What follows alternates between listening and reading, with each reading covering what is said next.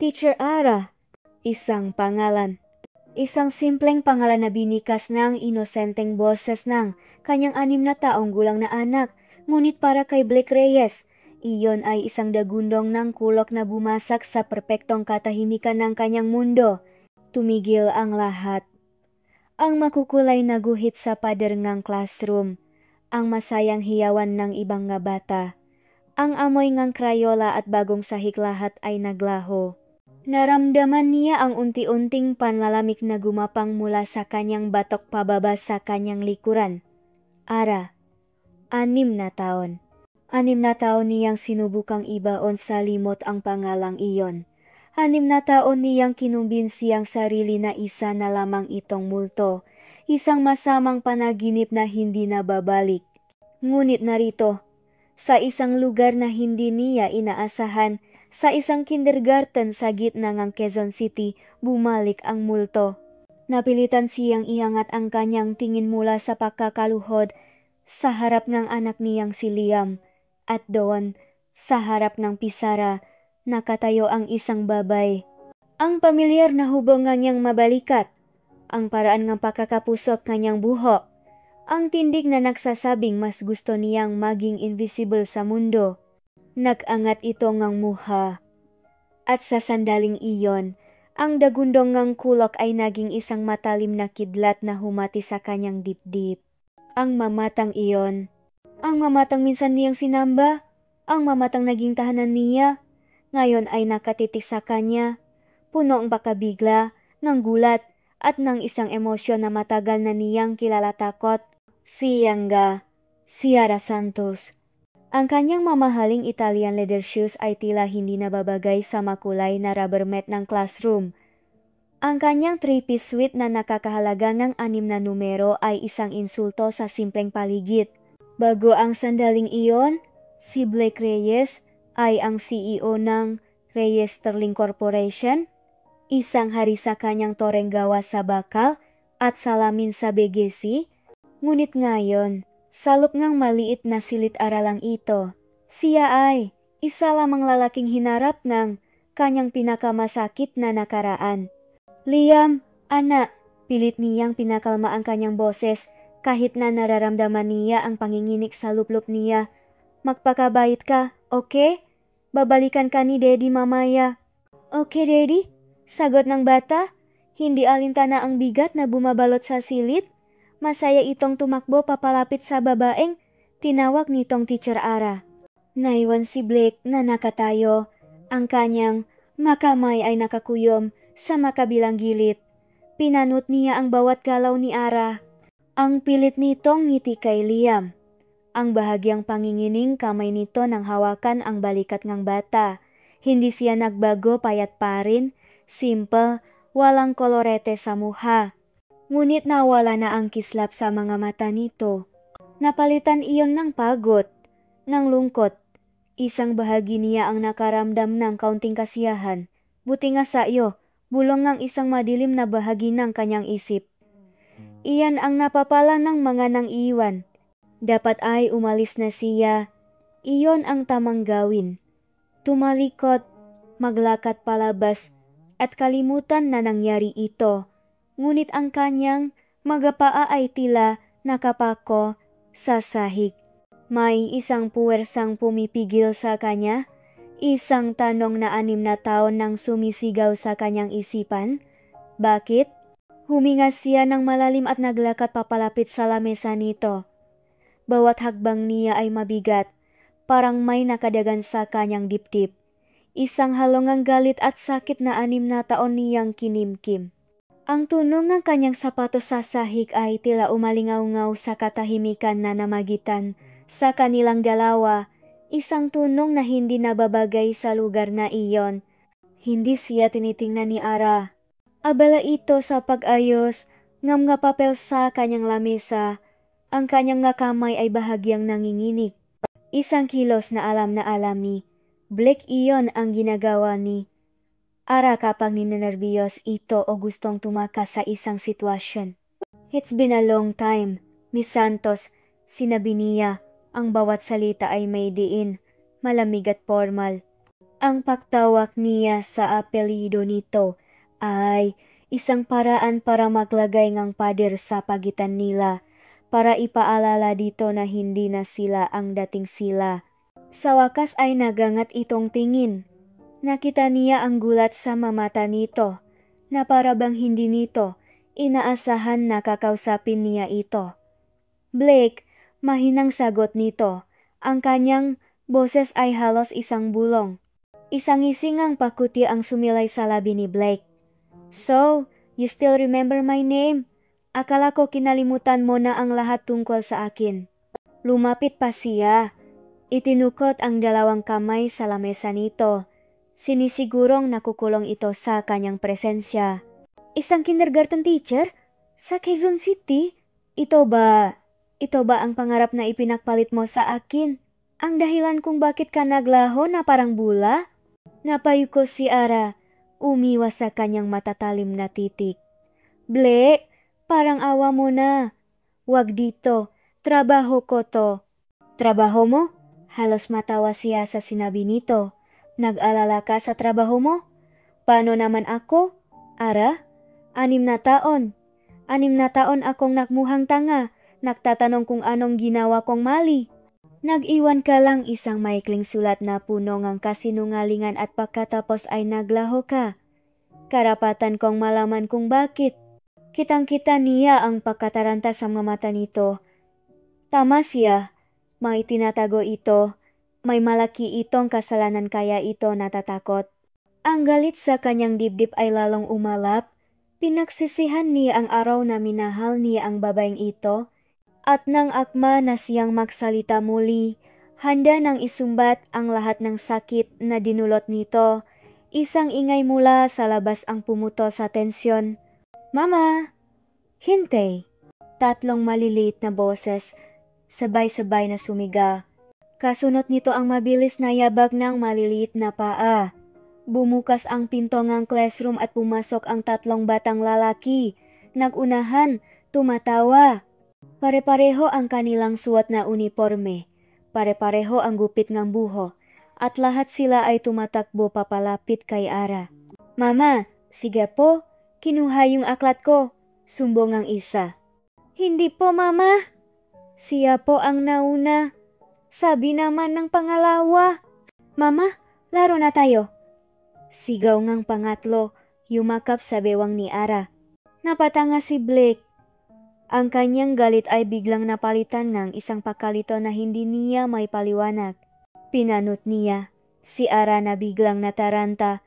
Sinusubukang patahimikin ang 3 bata habang pasimpleng sumusulyap sa kanya. Ang mukha ay namumutla. Doon niya napansin. Habang pinagmamasdan niya ang mamuhangang 3 bata magabatang marahil, ay nasa 5 taong gulang may isang bagay na tumusok sa kanyang puso na parang isang matulis na patalim. Ang parehong hugis ng panga. Ang parehong nga mata na may mahahabang pilik mata. At sa gilid ng kilay ng isang bata, nakita niya ito, isang maliit na nunal. Ang parehong nunal na mayroon siya. Ang parehong nunal na mayroon ang kanyang ama. Ang hangin sa kanyang baga ay tila naubos. Ang tibok ng kanyang puso ay dumadagundong sa kanyang mga tainga. Ang mga numero ay mabilis na naglaro sa kanyang isipan. 5 taong gulang, triplets. 6 na taon siyang nawala. Ang matematika ay perpekto. Ang timeline ay sakto. Ang pagkalito ay naging isang nakakagimbal na realisasyon. Ang mundo niya ay tila umikot at huminto sa isang iglap. Ang babaeng nang iwan sa kanya, ang 3 batang kamukhang-kamukha niya. Hindi ito maaring maging isang nakataon lamang. Dahan-dahan niyang ibinaba ang kanyang makamay mula sa lamesa. Itinuwid niya ang kanyang pakakatayo. Ang kanyang nga mata ay hindi na maalis sa 3 bata ngayon ay nagtatago sa likod ni Ara na tila natatakot sa matinding titik niya. Ang kanyang boses, nang muli siyang magsalita, ay hindi nagalit. Ito ay isang bagay na mas malalim, mas mapanganib. isang boses na puno ng yelo. Matalim ang titik ni Blake kay Ara. Ang kanyang boses ay malamig at puno ng akusasyon. Huwag mong sabihing nakataon lang ang lahat. Ara, anak ko sila, hindi ba? Ang paksara ng pintong kanilang maliit na apartment ay parang isang malakas na dagundong sa kanyang tainga kahit na ginawa niya ito ng buong ingat. Sa wakas, tapos na ang araw. Ngunit ang gabi, para kay Ara Santos, ay simula pa lamang ng kanyang pagdurusa. Pagod siyang sumandal sa pinto, ipinikit ang kanyang nga mata, ngunit ang imahe ni Blake ang kanyang matalim na titik. Ang kanyang boses na puno ng yelo ay malinaw na nakaukit sa likod ng kanyang nga talukap. Anak ko sila, hindi ba? Ang masalitang iyon ay paulit-ulit na umalingaw-ngaw sa kanyang isipan, isang akusasyon, isang katotohanang hindi na niya matatakasan. Narinig niya ang mahinang tawanan mula sa sala. Dahan-dahan siyang naglakad papunta roon at natakpuan ang kanyang 4 na kayamanan. Si Cassie, ang kanyang 8 taong gulang na anghel, ay matiyagang tinuturuan ang 3 makukulit na kapatid nito kung paano ayusin ang isang simpleng puzzle sa sahig. Sina Miguel, Gabriel, at Rafael ang kanyang ngamunting milagro, ang kanyang buhay na patunay ng isang pag-ibig na akala niya ay kinalimutan na ng panahon. Mama, okay ka lang? Tanong ni Cassie. Ang mamata nito ay puno ng paalala na tila mas matanda pa sa kanyang edad. Isang pilit na ngiti ang isinukli ni Ara. Okay lang anak, pagod lang si mama sa school. Lumuhod siya at niyakap silang 4. Sa yakap na iyon, humugot siya ng lakas. Ang kanilang init, ang kanilang amoy, ang kanilang pagmamahal, ito ang kanyang mundo. Ito ang dahilan kung bakit niya tiniis ang lahat. At ito rin ang dahilan kung bakit siya natatakot ngayon. Pinatulog niya sila isa-isa. Kinantahan. Hinalikan Sanu. Tinitigan niya ang payapang mamuhangang triplets habang natutulog ang maito. Naroon ang mamata ni Blake, ang ilong ni Blake, ang labi ni Blake. 3 maliliit na paalala ng lalaking minahal niya ng buong puso at iniwan niya ng buong pihati. Bumalik siya sa sala at umupo sa dilim. Hinayaan ang katahimikan na balutin siya. Ngunit ang katahimikan ay mapanlin lang. Sa katahimikan bumabalik ang mamulto. At ang pinakamanakakot na multo sa lahat ay may pangalan. Doña Eliana Reyes. Biglang nanlamig ang kanyang makamay. Naramdaman niya muli ang lamig ng yelo sa kanyang sikmura. Ang parehong lamig na naramdaman niya sa mamahaling restaurant sa Makati 6 na taon na ang nakalipas. Nakaupo siya sa harap ng ina ni Blake, isang babaeng nakasuot ng perlas at may tingin na kasing tigas ng diamante. Huwag kang makakamaling isipin na seryoso sa iyo ang anak ko, sabi ni Doña Eliana. Ang boses ay kalmado ngunit puno ng ason. Isa ka lang libangan. Isang simpleng guro na nakakuhang kanyang atensyon. Pero sa huli, sa isang tulad pa rin namin siya babagsak. Nanginginig ang makamay ni Ara sa ilalim ng lamesa. Mahal po namin ang isa't isa, sabi niya, sinusubukang ipaglaban ang kanilang pag-ibig. Isang tawa, malamig at walang kagalakan, ang kumawala sa malabi ni Doña Eliana. Inilapak nito sa lamesa ang isang brown envelope. Pagmamahal? Tingnan natin kung ano ang kayang gawin ng pagmamahal na iyan. Nanginginig niyang binuksan ang envelope. Ang laman niyon ay mga litrato. Litrato ang kanyang nga magulang sa kanilang maliit na tindahan sa probinsya. Litrato ang kanyang kapatid na babae, si Anna, na masayang naglalakad palabas ngang universidad kung saan ito nag-aral. Sa ilalim ng bawat litrato ay may mga detalye, dress, schedule, mga kahinaan. May mga kaibigan ako sa gobyerno, sa pulisya, sa lahat ng sulok ng bansang ito, patuloy ni Doña Eliana. Isang maling galaw mo lang, Ara, at ang maliit ninyong tindahan ay maaring masuno ng di sinasadya.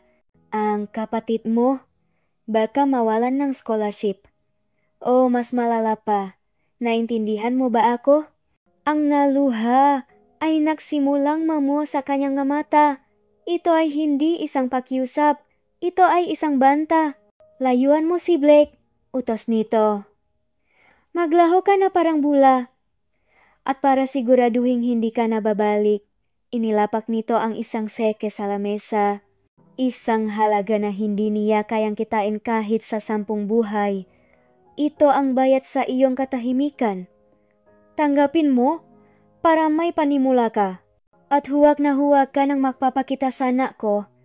Dahil sa oras na gawin mo iyon, tutuparin ko ang lahat ng sinabi ko. Isang malakas na ring ng cellphone ang pumunit sa kanyang masakit na alaala.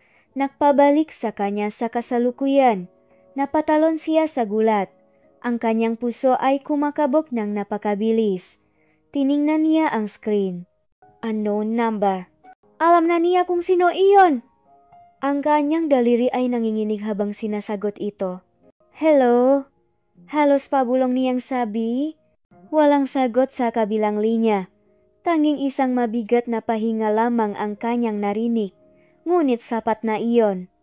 Ang pahingang iyon ay nagdala ng yelo sa kanyang nga ugat. Blake? Saan ka nakatira? Ang boses niya. Malamig. Walang emosyon. Isang utos, hindi isang tanong. Napalunok si Ara. Para saan?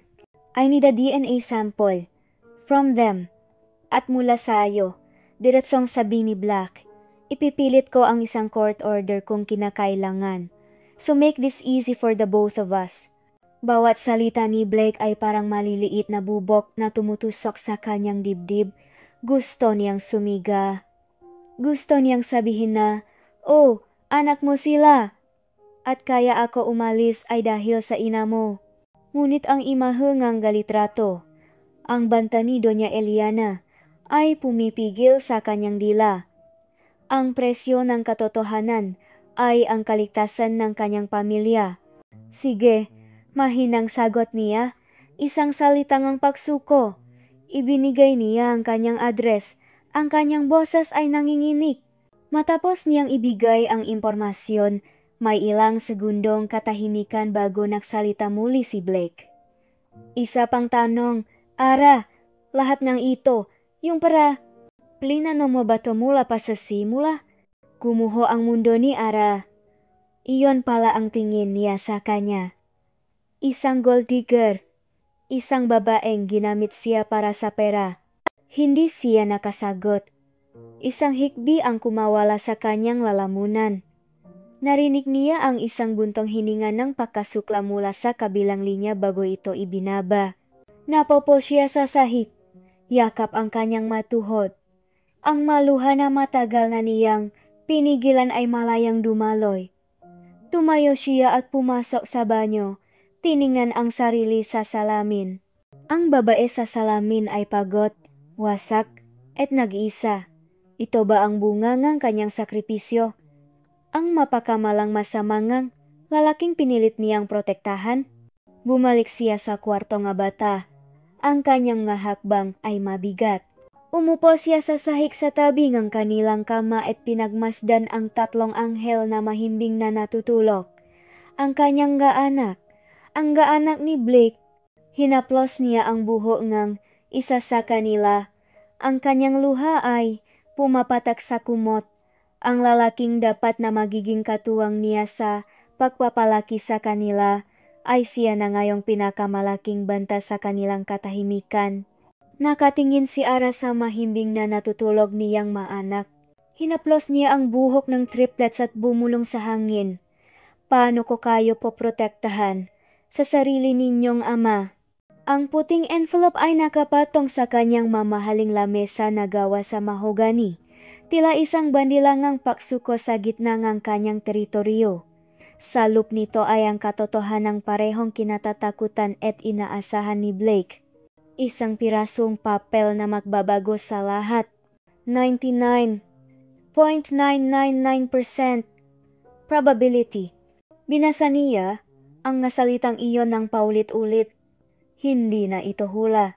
Hindi na ito kutob ng isang pusong nasugatan. Ito ay siyensya, ito ay katotohanan. Sina Miguel, Gabriel, at Rafael ay manak niya, sila ay mga reyes. Isinandal niya ang kanyang likod sa kanyang upuang gawa sa katat at ipinikit ang kanyang mata.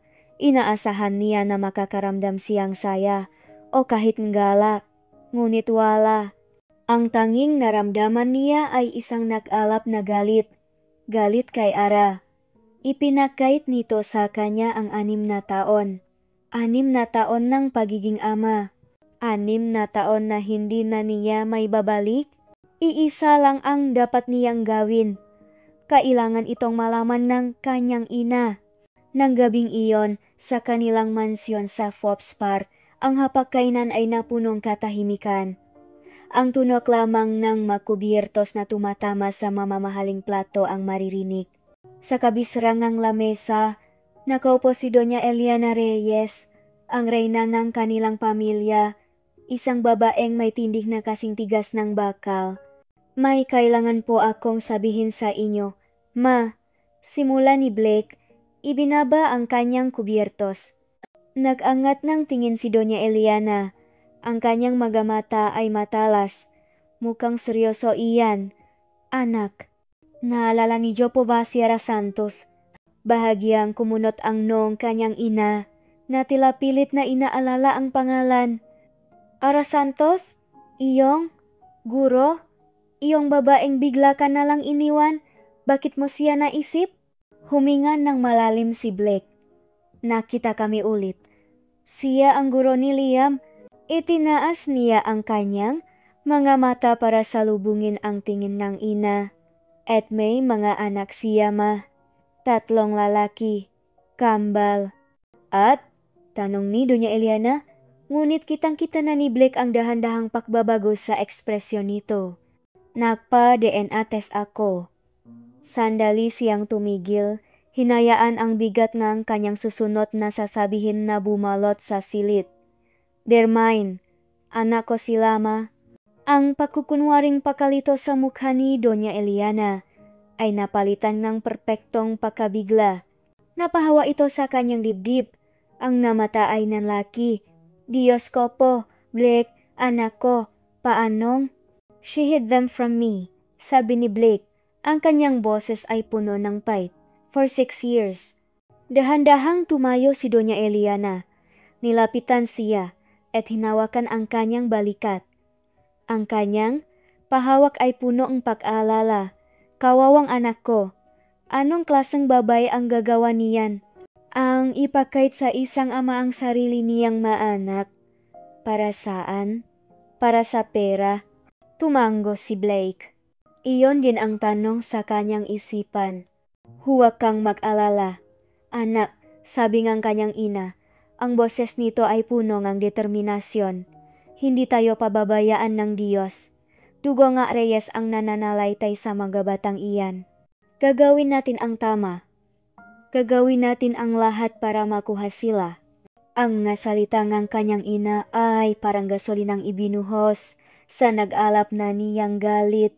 Ngayon, sigurado na siya, nasa panik niya ang kanyang ina, makasama nilang haharapin ang kasinungalingan ni Ara. Kinabukasan, dala ang bagong kumpiyansa, nagpunta si Blake sa address na ibinigay ni Ara, isa itong maliit at masikip na apartment complex, malayo sa karangyaan na kanyang kinalakihan. Ang amoy ng nilulutong isda at ang ingay ng makapitbahay ay sumalubong sa kanya. Nang makita niya ang kalagayan ng lugar, lalo siyang nakumbinsi na desperada si Ara para sa pera. Kumatok siya sa pinto, si Ara ang nagbukas. Ang muha nito ay pagod at namumutla. Sa likod nito, nakita niya ang 3 bata. Naglalaro sa sahig gamit ang makarton at lumang laruan. Hindi niya pinansin si Ara. Pumasok siya na parang pag-ari niya ang lugar. Dala-dala ang malalaking paper bags mula sa pinakamahal na toy store sa siyudad. These are for you, sabi niya sa mga bata. Ang kanyang boses ay mas malakas kaysa sa nararapat. Inilapak niya sa sahig ang regalo. Isang tablet, isang remote-controlled na kotse, at isang robot na nagsasalita. Ang tatlong bata ay napatigil sa paglalaro at napatingin sa kanya, hindi nang may kagalakan, kundi nang may takot. Nagtago sila sa likod ni Ara, sumisilip lamang. Sige na, maana, sabi ni Ara, itinutulak ang nga bata ng marahan. Thank you kayo. Walang nagsalita. Si Miguel ay yumakap sa bintingang ina. Si Gabriel ay napaya ng mahina. Si Rafael naman ay kinuha ang kanyang lumang kotseng gawa sa karton at niyakap ito ng mahigpit. Naramdaman ni Blake ang pag-init ng kanyang pisngi. Pakadismaya. Bakit ayaw nila sa kanya? Anak niya sila. Ang regalong ito ay mas mahal pa sa isang buwang upa ni Ara. Hayaan mo muna sila, Blake, sabi ni Ara. Hindi sila sanay sa... Hindi sanay sa ano? Putol niya. Sa magagandang bagay? Sa mabagay na dapat ay ibinibigay sa kanilang ang isang ama? Tumingin siya sa paligid ng maliit na sala. O baka naman hindi sila sanay sa akin dahil ipinakait mo sila sa akin? Ang kanyang mamata ay napadako kay Cassie, natahimik na nakatayo sa isang sulok, ang mamata ay matalim na nakatitik sa kanya. Ang braso? Ay, nakayakap, sa sarili na tila pinoprotektahan, ang kanyang kapatid. Sino ang batang ito? Isa pang sikreto ni Ara? Bigong-bigo, tumalikot si Blake at naglakat palabas. Ang pagiging ama ay hindi pala kasing dali ng pagpirma sa isang tseko. Ang frustrasyon niya ay lalong lumalim. Kasalanan ito ni Ara. Kung pinalaki lamang sila nito na kilala siya, hindi sana ganito. Habang nagmamaneho siya pabalik sa kanyang opisina, tumunok ang kanyang cellphone. Ang pangalan ang kanyang ina ang lumabas sa screen. Ma? Anak? Kumusta? Ang boses nito ay puno ng pag-alala. Nabalitaan ko mula sa aking staff na pumunta ka raw sa tinitirhan ng babaeng iyon. It was a disaster, ma. Inamin ni Blake. Hinigbitan ng hawak sa manibela. The kids, they're afraid of me. Narinig niya ang isang buntong hininga sa kabilang linya. Anak, I was so worried after our talk kagabi. Hindi ako mapakali. I couldn't just stand by. Nagbago ang tono nito. Naging mas mahina, mas sikreto. Kaya, I did some checking. For your own good. Nagutos ako ng isang mabilis na background check para lang malaman natin kung sino talaga ang kalaban natin. Biglang kinabahan si Blake. And, what did you find? May ilang segundong katahimikan na tila si Nadia para pakabahin siya. Pagkatapos, sinabi ito ang kanyang ina sa isang tonong punong lason at nakukunwaring awa. Anak, may kailangan kang malaman. Nagpaimbestiga ako para sayo. At ang babaeng yan, may itinatago pa siyang isang malaking lihim. Ang opisina ni Blake Reyes ay ang kanyang kaharian. Mula sa ika-50 palapak ng Reyes Sterling Tower, tanaw niya ang buong siyudad isang konkretong gubat na kaya niyang paikutin sa kanyang gapalat. Dito, siya ang batas, siya ang may kontrol. Ngunit nang pumasok ang kanyang ina, si Doña Eliana, dala ang isang manipis na brown folder, naramdaman ni Blake na kahit sa sarili niyang kaharian, may aninong mas makapangyarihan sa kanya. Blake, anak, sabi ni Doña Eliana, ang kanyang boses ay isang perpektong timpla ng pag-alala at autoridad. Inilapak nito ang folder sa kanyang lamesa. Ang tunog niyon ay mahina, ngunit para kay Blake, iyon ay kasing lakas ng isang putok ng baril. Gaya ng sinabi ko, ipinahanap ko ang lahat para sa kapakanan mo at para sa kapakanan ng gaapo ko. Tinitigan ni Blake ang folder. Tila may sarili itong bigat, isang gravity na humihila sa lahat ng hangin sa silid. Ma, ano to? Tanong niya, kahit na mayroon na siyang masamang kutob.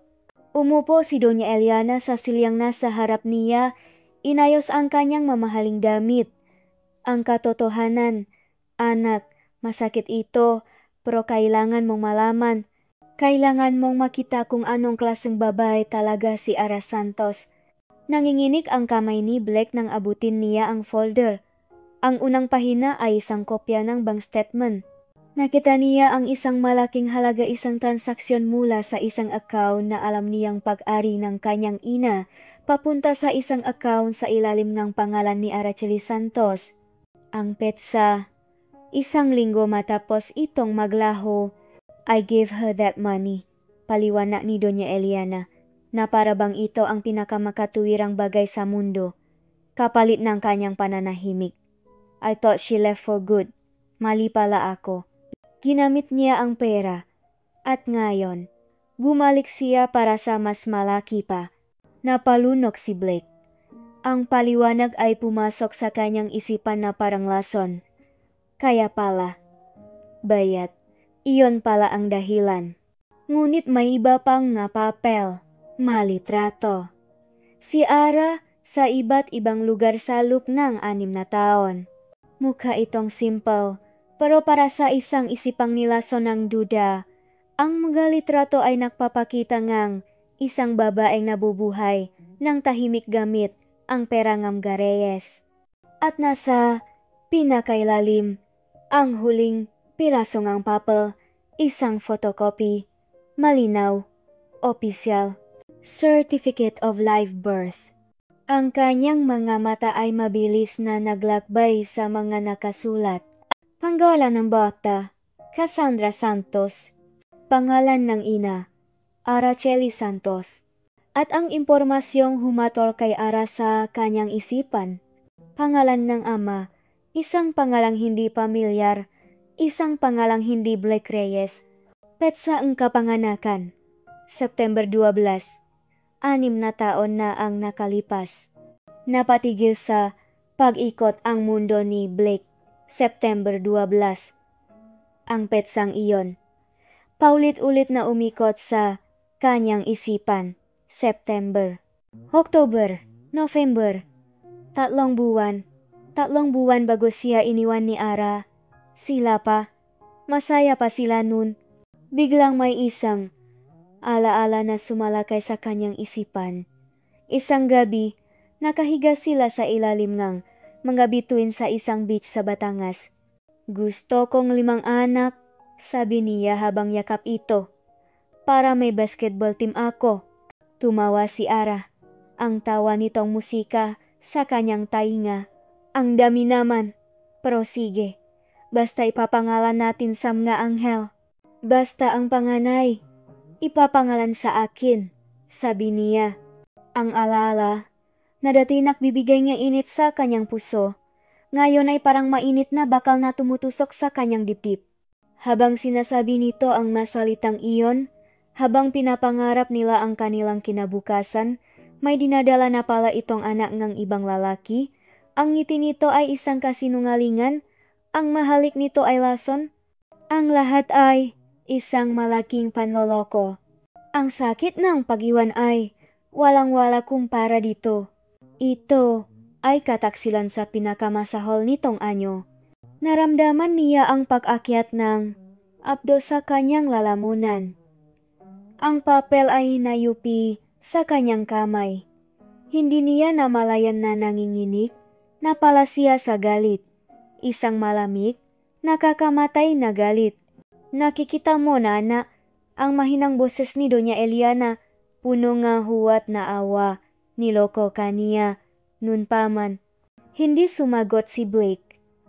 Kinuha niya ang kanyang cellphone, ang kanyang madaliri ay mabilis na hinanap ang numero ni Ara.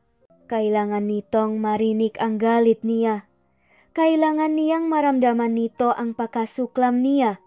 Nang sagutin nito ang tawag, ang boses nito ay nanginginig. Blake? Akala ko, ang triplets lang ang tinatago mo sa akin. Simula niya. Ang kanyang boses ay kalmado sa isang paraan na mas nakakatakot kaysa sa sigaw. Akala ko, ang pag-iwan mo sa akin ang pinakamatinding kasalanan na ginawa mo. Anong ibig mong sabihin?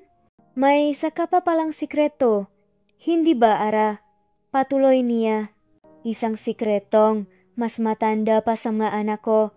Sabihin mo sa akin habang makayakap tayo at pinaplano ang ating kinabukasan. Kaninong anak ang dinadala mo nun? Isang nakabibinging katahimikan ang sumagot sa kanya mula sa kabilang linya. Sapat na iyon.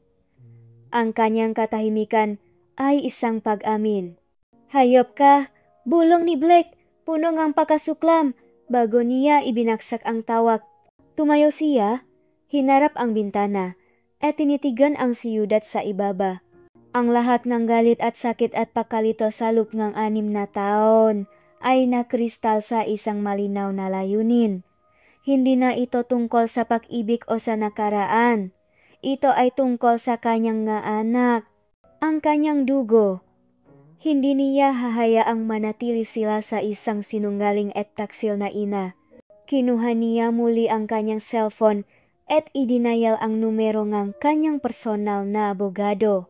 Sir Blake, bati niya abogado. Malamig at walang emosyon ang boses ni Black. I want sole custody of my sons. I don't care about the cost. Wasakin mo siya sa korte. May mga araw na nagsisimula sa sikat ng araw at may mga araw na nagsisimula sa dagundong ng kulok. Para kay Ara, ang araw na iyon ay nagsimula sa isang katok sa pinto, isang katok na kasing lamig at kasing bigat ng bakal. Nang buksan niya ito, isang lalaki na kasuot ng barong ang sumalubong sa kanya. May hawak na isang makapal na brown envelope. Hindi ito kailangang magsalita. Alam na ni Ara. Ang legal na dokumento ay may sariling amoy, ang amoy ng problema, ang amoy ng pagtatapos. Nangingini ang kanyang makamay habang tinatanggap ang sulat. Hindi niya ito binuksan agad. Inilapak niya ito sa maliit nilang lamesa na para bang isa itong bomba na anumang oras ay sasabog. Tinitigan niya lang ito. Ang kanyang pangalan ay malinaw na nakasulat sa labas, kasama ang pangalan ng isang kilalang law firm. Sa ilalim nito, ang masalitang nagpabilis ngang tibo ngang kanyang puso, petisyon para sa sole custody. Parang gumuho ang sahik sa kanyang kinatatayuan. Sole custody. Gustong kunin ni Blake ang mga bata, ang kanyang nga anak, ang kanyang buhay. Ang kanyang gatuhod ay nanghina at napoposya sa isang upuang kahoy. Binuksan niya ang envelope. Ang bawat pahina ay isang sampal sa kanyang mukha. Puno itong legal na salita na hindi niya maintindihan, ngunit ang mensahe ay malinaw. Inaakusahan siyang pagiging isang unfit mother, isang sinungaling, isang oportunista.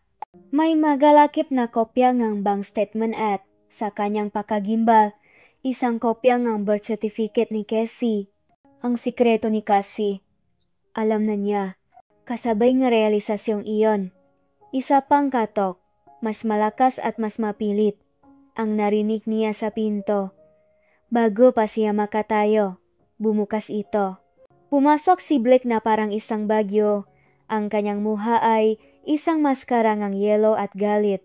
At sa likod niya, na parang isang aninong nagagalak, ay si Doña Eliana Reyes. Ang kanyang mamata ay nagniningning sa tagumpay. Blake, nasabi na lang ni Ara, ang kanyang boses ay basag. Huwag mo akong kausapin na parang may karapatan ka, putol ni Blake. Ang kanyang boses ay mababa at punong pagbabanta. Lumapit siya, itinuro ang nga papel sa lamesa. Nakatanggap ka, na pala, magaling. Para hindi na tayo magsayang ng oras. Hindi mo pwedeng gawin to. Pagmamakaawa ni Ara, tumayo siya para harapin ito. Ang maluha ay nakbabadyang tumulo. Anak ko sila. Pinalaki ko sila. Isang tawang walang kagalakan ang kumawala sa ngalabi ni Blake. Anak mo? O investment mo? Sabihin mo sa akin, Ara. Makano pa ba ang kulang? Makano ang presyo mga anak ko? Hindi toto yan. Hindi toto, sigaw ni Blake.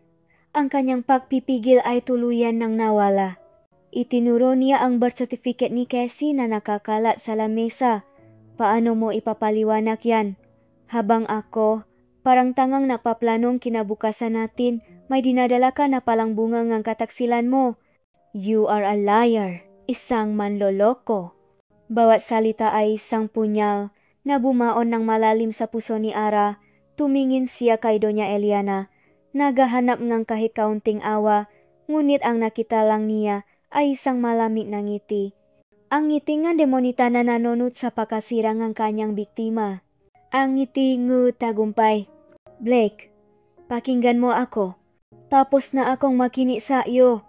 Dumagundo ang boses ni Blake sa maliit na silit. 6 na taon akong naniwala. Sam nga kasinungalingan mo. Tapos na, kukunin ko ang nga anak ko. Ibabalik ko sila sa dapat nilang kalayan malayo sa isang babaeng tulad mo. Sa gitna ng sigawan, lumabas mula sa kwarto ang 3 triplets. Kinukusot ang kanilang mga mata, nagising sa ingay. Sa likod nila ay si Cassie. Ang muha ay punong ng takot ngunit ang nga mata ay matapang. Pilit na hinaharangan ang nga nakababatang kapatid. Nang makita ni Blake ang mga bata, bahagya siyang natigilan, ngunit ang galit sa kanyang mga mata ay hindi nawala. Tumingin siya kay Ara na parabang isa itong basura. May 2 kang pagpipilian, sabi ni Blake. Ang kanyang boses ay naging malamig na muli. Ibigay mo sila sa akin ng maayos o kakalat ka rin kita sa isang impyernong legal na pagsisisihan mo habang buhay. You have nothing, Ara. Ako, nasa akin ang lahat. Huwag kang maging tanga. Pagkatapos nun, tumalikot na siya. Si Doña Eliana ay nagbigay ngang isang huling, mapang-asar na tingin kay Ara bago sumunod sa anak nito. Ang pagsara ng pinto ay hudyat ng pagtatapos. Naiwan si Ara sa gitna ng silit, napapaligiran ng kanyang umiiyak na mga anak. Ang bigat ng lahat ay biglang bumagsak sa kanya. Ang mabanta, ang maakusasyon, ang katotohanan na ang lalaking minahal niya ay siya na ngayong determinadong wasakin siya. Ang kanyang mabinti ay tuluyan ng bumigay. Napaluhod siya sa sahig. Ang mga legal na dokumento ay nakakalat sa kanyang paanan. Ang mga luha niya ang nagpapalabo sa mga nakasulat. Yakap-yakap niya ang mapapel na iyon, ang simbolong kanyang pagkatalo. Wala siyang pera, wala siyang kapangyarihan, wala siyang kalaban-laban. At ang lalaking minsan niyang minahal ay handang gamitin ang lahat para durugin siya. Nag-isa siya sa laban na ito. Ang lahat ay mawawala sa kanya.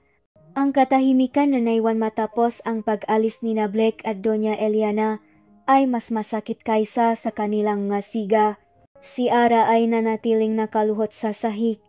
Isang renang natalo sa sarili niyang kaharian, na napapaligiran ng mapiraso ng kanyang pakawasak ang malegal na dokumento.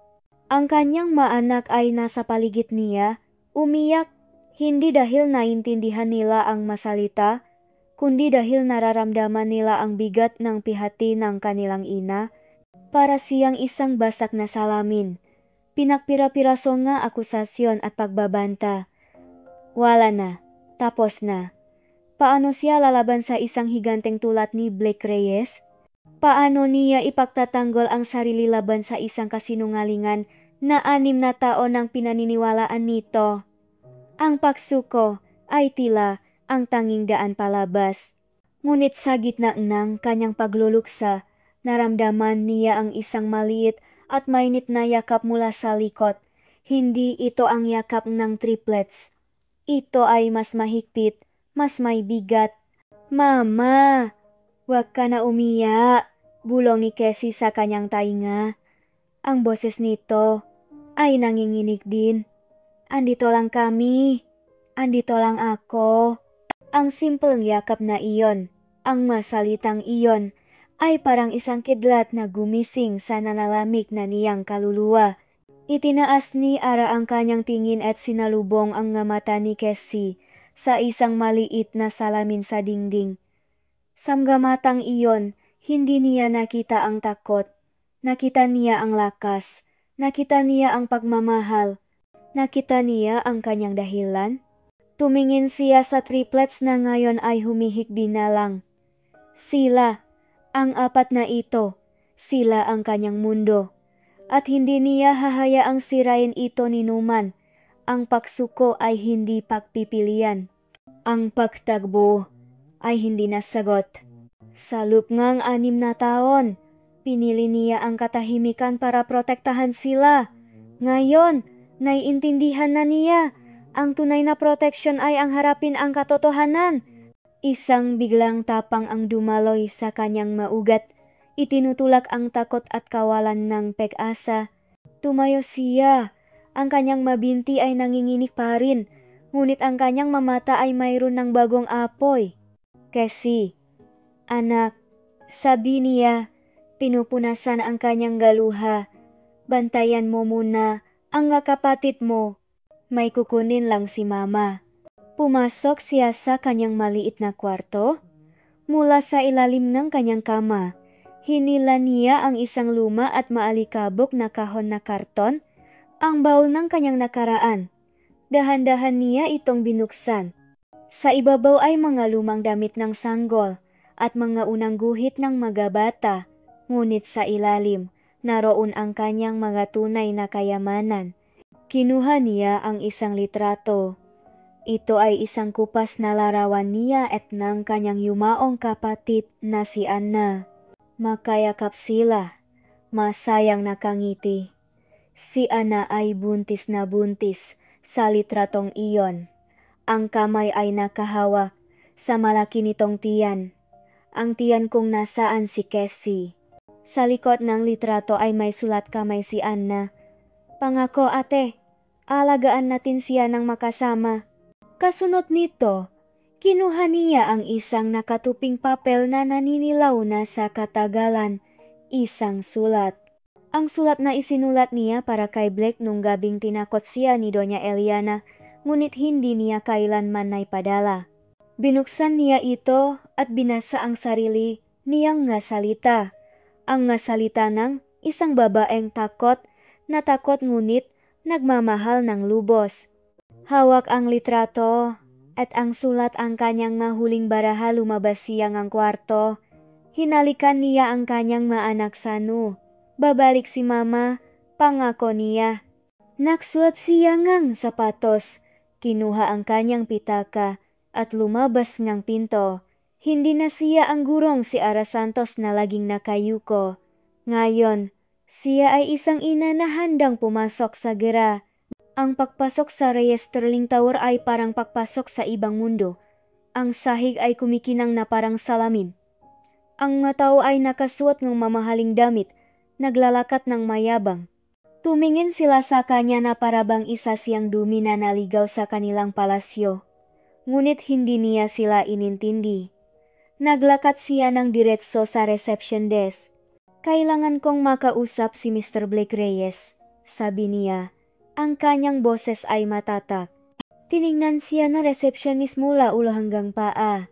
Do you have an appointment, ma'am? Sabihin mo, nandito si Araceli Santos. It's urgent.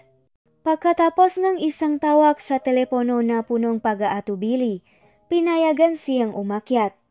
Sa bawat palapak na nilalagpasan ng elevator, lalong bumibilis ang tibok ng kanyang puso. Ngunit sa bawat tibok, lalo siyang nagiging determinado. Pagbukas ng pinto ng elevator sa ika-50 palapak, ang anino ni Blake ang sumalubong sa kanya. Nakatayo ito sa labas ng kanyang opisina. Naghihintay, ang mukha ay isang maskara ngang pakasuklam. Anong ginagawa mo dito? Malamig niyang tanong. Nandito ka ba para magmakaawa? It's too late. Hindi sumagot si Ara.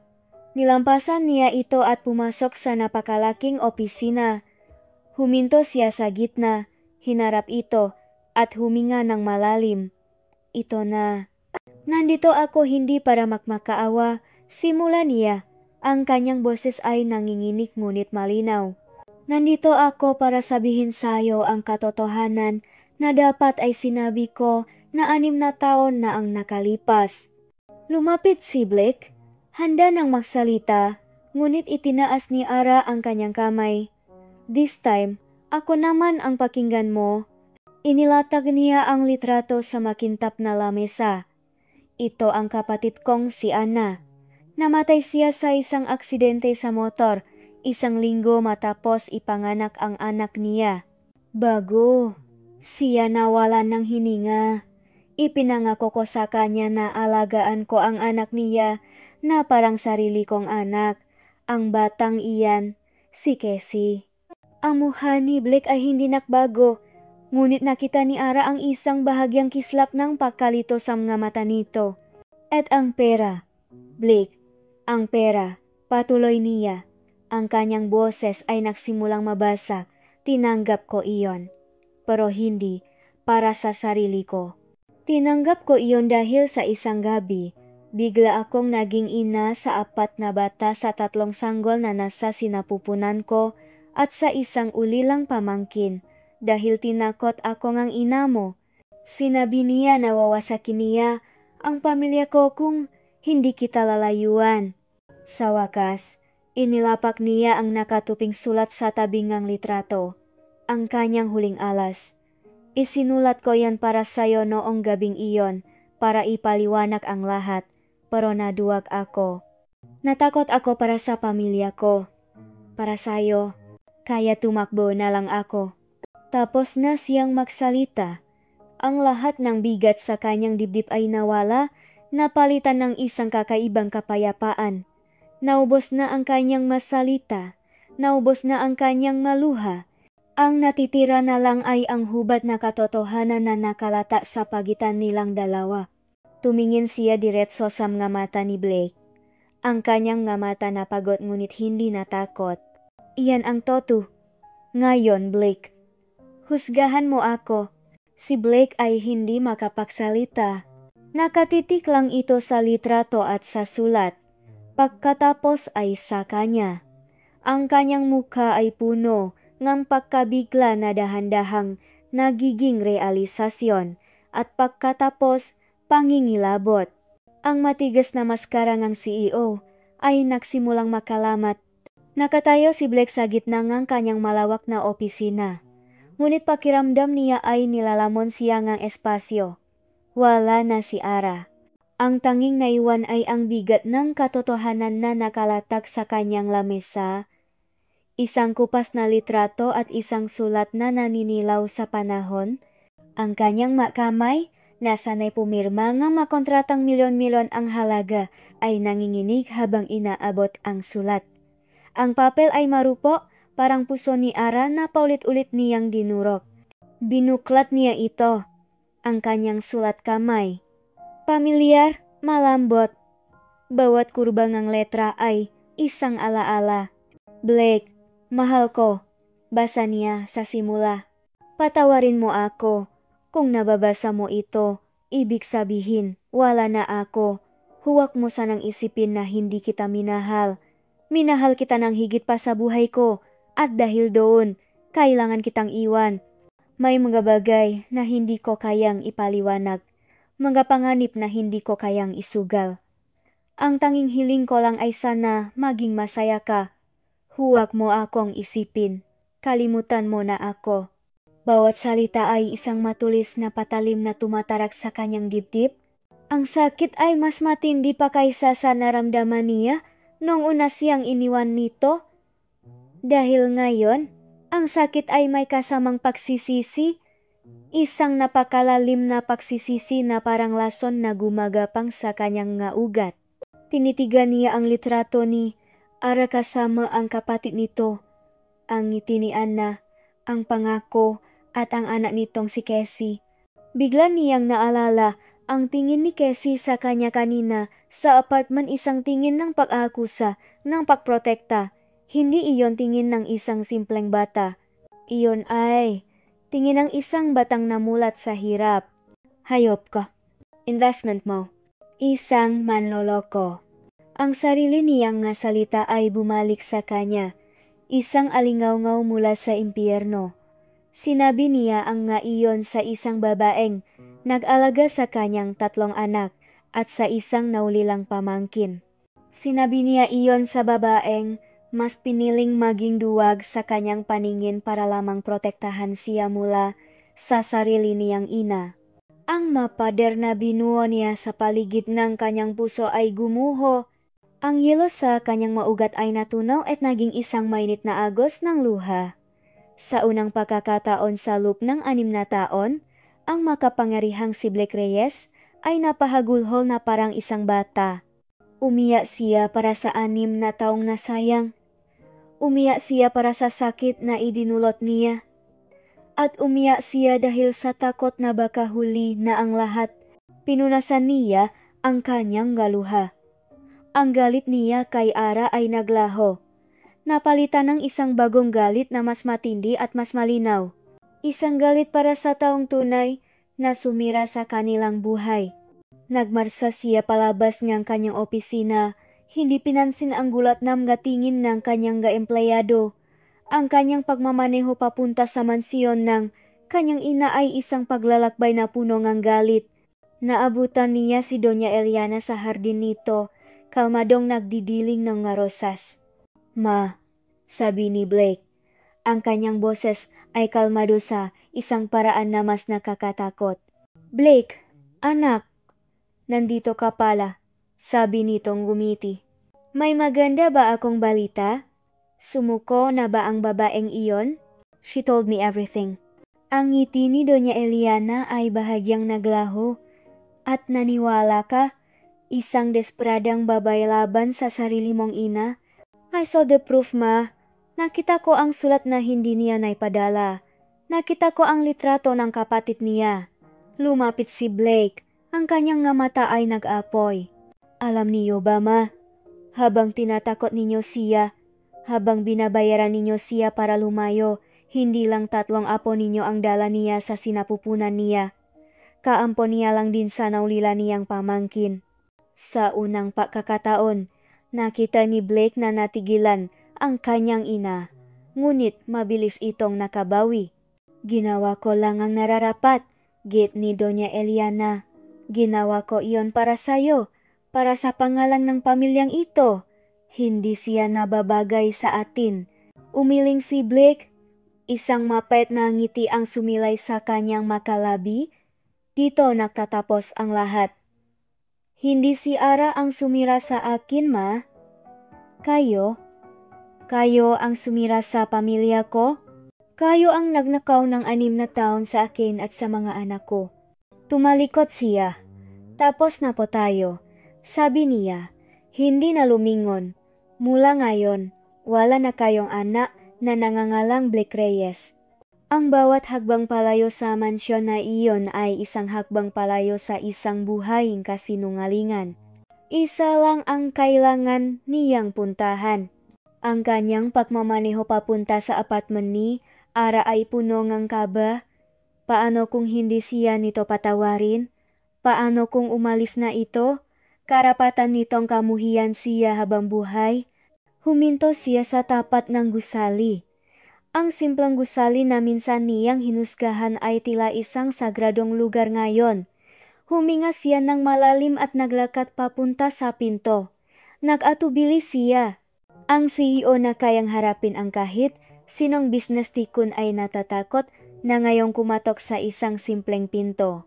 Sa huli, kumatok siya. Mahina, magalang. Bumukas ang pinto. Si Ara.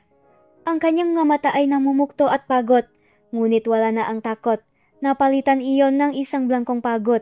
Nang makita siya nito, walang emosyong gumuhit sa mukha nito, ngunit hindi na ito mahalaga. Sa harap ng babaeng sinaktan niya ng lubos. Sa sahig ng simpleng tahanan na pinuno nito ng pagmamahal, ang makapangyarihang si Blake Reyes ay lumuhot.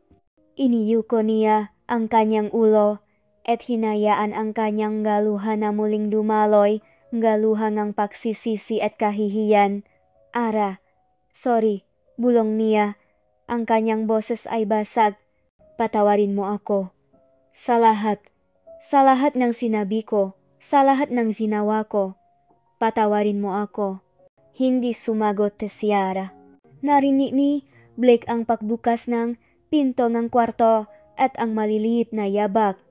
Nakita niya ang 4 na bata na nakatayo, nakatingin sa kanya na nakaluhod sa kanilang sahig. Dahan-dahang tumayo si Blake, hindi inaalis ang kanyang tingin kay Ara. Pumasok siya at umupo sa sahig, sa tabi ng lumang kahon na ginagawang laruan ng mabata. Hindi niya sila pinilit. Hinintay niya lang. Hanggang sa si Miguel, ang pinakamalakas ang loop, ay lumapit at iniabot sa kanya ang isang kotseng gawa sa karton. Tiningnan ni Blake si Ara. Ang kanyang nga mata ay isang bukas na librong kanyang pagsisisi at pag-asa. Hindi ko hilingin na bumalik ka sa akin ngayon, sabi niya. Ang kanyang boses ay puno ng sinseridad. Hindi pa ako karapat-dapat. Hihilingin ko lang na bigyan mo ako ng pagkakataong maging ama sa kanila. At ipakita sa'yo, araw-araw, na karapat-dapat ako sa pangalawang pagkakataon. Hindi sumagot si Ara, ngunit sa unang pagkakataon sa Loop M, napakatagal na panahon, nakita ni Blake ang isang maliit, napakaliit, na kislap ng pag-asa sa kanyang nga mata. At sa ngayon, iyon ay sapat na. Ang simulang mahabang pagilom ay nagsimula na. At dito nagtatapos ang kwento ni na Blake at Ara sa isang pintong hindi paganap na nagsasara at isang pangakong hindi paganap na natutupad, ngunit may sapat na liwanag upang magbigay pag-asa sa isang bagong simula. Maraming salamat, mahal naming nga tagapakinig, sa pagsama ninyo sa amin sa bawat kabanatangang kanilang masalimuot na paglalakbay. Ang samahan ninyo sa bawat pagpatak ng luha, sa bawat pintik ng puso, at sa bawat bigat ng dibdib, ang siyang nagbibigay buhay sa aming nga kwento. Habang isinusulat namin ang istorya ni na Blake at Ara, naramdaman namin ang kanilang sakit, ang kanilang galit, at higit sa lahat, ang kanilang walang hanggang pag-ibig. Nais naming iparating sa pamamagitan nila na ang tunay na pagmamahal ay hindi perpekto. Ito ay magulo, minsan masakit, at puno ngang mapakakamali. Ngunit ang tunay na sukat nito ay hindi sa kawalan ng sugat, kundi sa kakayahang magpatawad at maghilom. Ang pag-ibig ay isang pagpili na bumangon, harapin ang katotohanan at subukang muli, gaano man ito kahirap. Sana, ang kwentong ito ay nag-iwan sa inyo ngang isang paalala na laging may pangalawang pagkakataon. At ang pinakamatibay na pundasyon ng anumang pamilya ay hindi dugo, kundi ang pag-unawa at ang pag-asang pinagsasaluhan. Ano ang masasabi ninyo sa kwentong ito? Anong aral ang inyong napulot? Ibahagi ninyo sa amin ang inyong masalobin sa comment section. Lagi naming binabasa ang maiyan. Hanggang sa susunod na kwento.